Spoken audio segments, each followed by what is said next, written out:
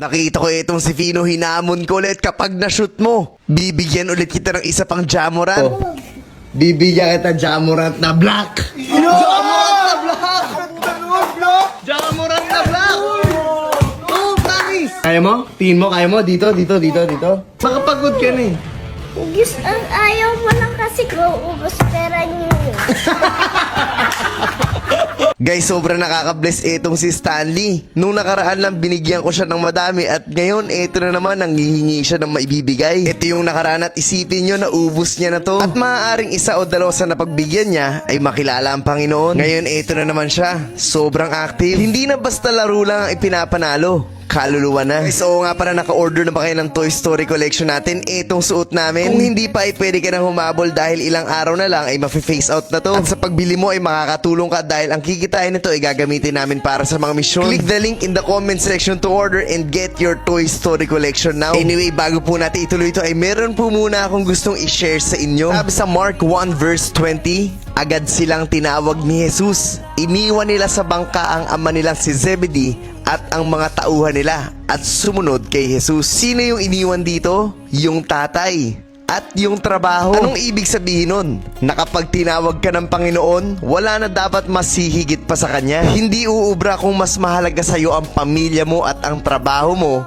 kaysa sa Panginoon. At maraming hindi naiintindihan to. Kaya nahihirapan silang sumunod na hindi nila kayang unawain na talagang kapag si Lord ang sinunod mo, ay marami kang isasakripisyo, marami kang tatalikuran. Coach, galit ba si Lord sa pamilya ko? Bakit kailangan kong iwanan? Hindi siya galit. Actually, sabi nga niya, honor your parents. Pero pag usapang priority, dapat alam mo kung sinong uunahin mo. Wala na dapat hihigit pa kay Lord. Pero pag hindi mo kayang bitawan yung mga pinapabitawan niya sa'yo, I'm telling you, buong buhay mo, malilito ka. At dito sa binasa natin, agad silang sumunod. Walang tanong-tanong. Paano yung pamumuhay namin? Paano yung pamilya namin? Paano yung buhay namin? Walang ganon kasi tiwala sila. Na kapag sumunod kami si Lord na ang bahala sa kanila. Hindi ibig sabihin maging tamad ka, wag ka gumalaw, tapos Lord ikaw na bahala, tapos nakangangalan tayo. Hindi ganon yun. Pero gagalingan mo, sisipagan mo kung saan kanya tinawag. At bitawan mo kung anong kailangan bitawan. At sana po ay malinaw at naintindihan niyo po talaga mensahe ng video na to. So guys, isang beses nakita ko sila dito sa likod, nag-iensayo. Kakabigay ko lang ng Jamorant kay Fino. Sabi ko pag na-shoot mo ulit yan, bibigyan ulit kita ng isa pang Jamorant. Ibang kulay naman. Dito.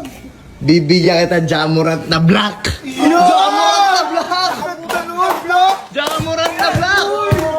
Oh, nice! At ilang beses. Oh, basta ma-shoot mo. Okay? Oh, Jamorant na black. Game? Game. Kaya mo? Tingin mo, kaya mo? Dito.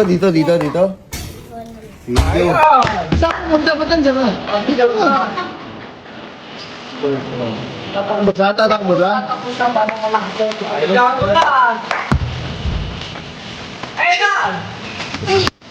Yun o! Yun!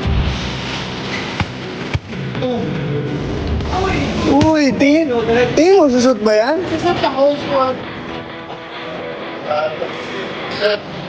Ayun na! Uy!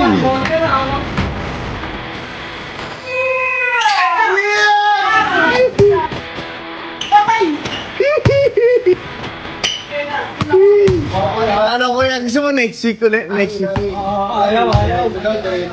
Next week ka kasi baka pagod ka na eh.